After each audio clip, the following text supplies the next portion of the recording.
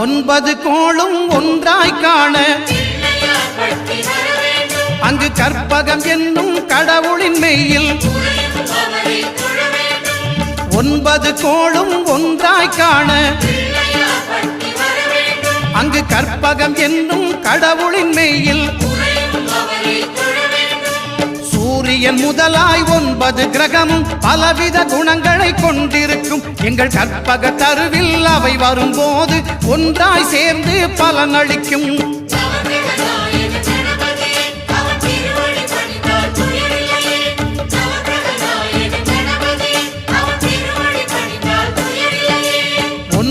கோளும் ஒன்றாய் காண அங்கு கற்பகம் என்னும் கடவுளின் மெய்யில்